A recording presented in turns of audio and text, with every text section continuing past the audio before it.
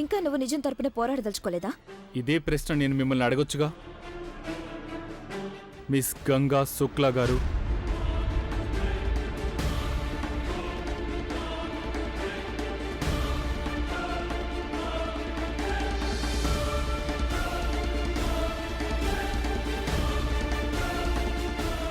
నువ్వేది నిజం అనుకుంటున్నావో అది చాలా పెద్ద అబద్ధం సాగర్. గంగా, మరేం బాధలేదు. నాకు ఒకటి అర్థం కావడం లేదు. అసలు ఇంత సింపుల్ విషయాన్ని ఆ చతుర్వేదుల సాగర్ గారు ఎందుకు తెలుసుకోలేకపోతున్నారు? ఆయన అసలు నిజాన్ని గ్రహించలేకపోతున్నారు. ఎవరన్నా ఒకరు తను ఏం చేయాలో ఏం చేయకూడదో నిర్ణయం చేసుకున్న తర్వాత అలాంటి వ్యక్తితో వాదించి ఏం ప్రయోజనం ఉండదు. సాగర్కి నిజం ఏమిటో తెలీదని నాకు బాగా తెలుసు. కానీ మనం ఎంతగా ప్రయత్నించినా కూడా తను ఎవరి మాట వినడు. ఎనీవేస్, కోర్టులో విచారణకి టైం అవుతోంది. మనం ఇక వెళ్ళాలి. నేనేదో ఒక రకంగా సాగర్ నాపాలి. కానీ తనకెలా చెప్పడం, ఏమని వివరించాలి? గంగా, పద.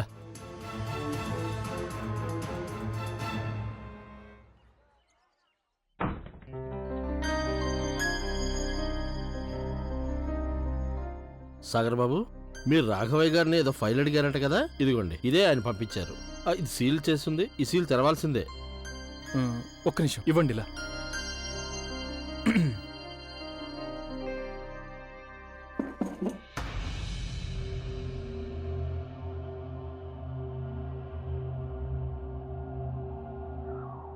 గోవిందే గారు, ఈ మందులెవరివి?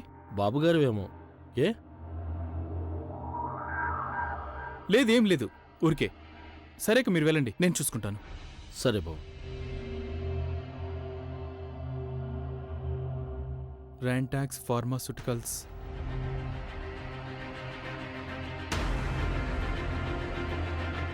మ్యానుఫ్యాక్చరింగ్ యూనిట్, డామినల్ స్ట్రీట్, బనారస్. సాగర్, ఈ ర్యాంటాక్స్ కంపెనీ వాళ్ళు లెక్కలేనంత మంది జీవితాల్ని నాశనం చేశారు. ఎంతో మంది అమాయకుల ప్రాణాలు బలి తీసుకున్నారు. సరే గంగా, మొత్తం నిజం నీ ఒక్కదానికే తెలిసేమో అనిపిస్తుంది నాకు. ఈరోజు నేను నీకు రుజువు చేస్తాను. నిజానిజాలు గుర్తించగల తెలివి నాకు కూడా ఉందని చూపిస్తాను.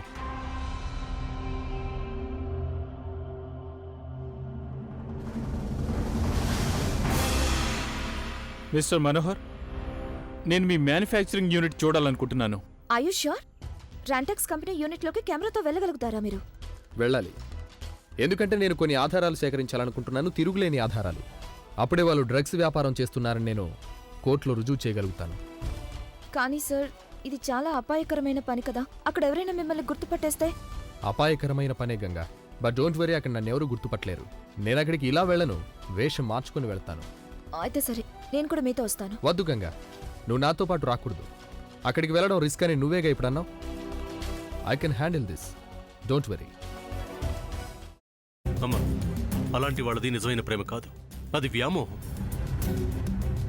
ఎగ్జాక్ట్లీ చిన్నత్త, నిజంగా ప్రేమించుకున్న వాళ్ళు అలా చేయరు.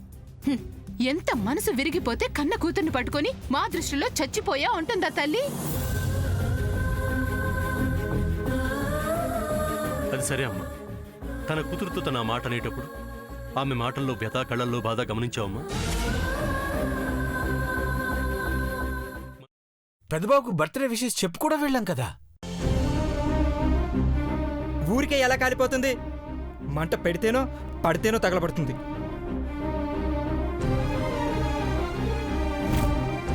కరెక్ట్ చిన్నబాబు, నీకొచ్చినట్టే నాకు డౌట్ వచ్చింది. పార్వతే షర్టును తగలబెట్టిందనుకుంటా.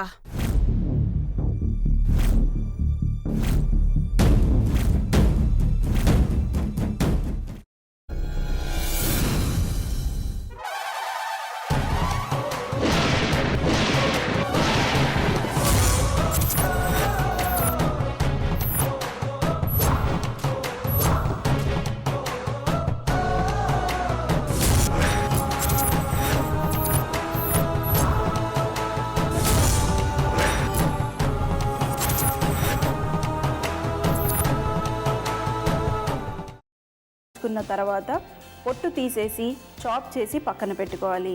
ఒక ప్యాన్లో కొద్దిగా నూనె వేడి చేసి అందులో ఆవాలు, మినప్పప్పు, శనగపప్పు, కరివేపాకు, సన్నగా తరిగి పెట్టుకున్న ఉల్లిపాయలు వేసుకుని 1 నిమిషం పాటు వేయించుకోవాలి. ఆ తర్వాత కాల్చి కట్ చేసి పెట్టుకున్న వంకాయని కూడా అందులో వేసుకుని బాగా మిక్స్ చేసి బౌల్లోకి ట్రాన్స్ఫర్ చేసుకుని అందులో తగినంత చిక్కటి పెరుగు లేదా పల్చటి పెరుగు వేసుకుని మిక్స్ చేసి అన్నంతో కానివ్వండి, చపాతీతో కానివ్వండి సర్వ్ చేసినా చాలా బాగుంటుంది.